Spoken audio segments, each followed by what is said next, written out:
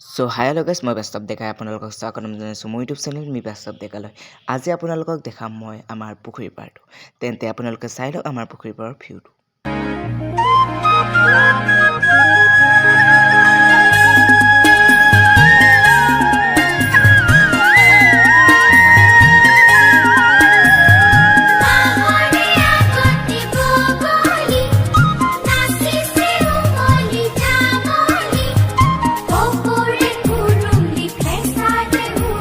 আপোনালোকে দেখা পালে আমাৰ পুখুৰী পাৰটো ইয়াত আমি পঢ়ো শিঙি মাছ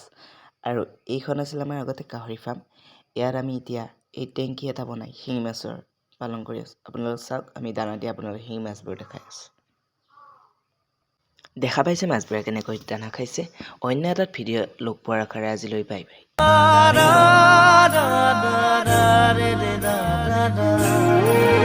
গাঁৱৰে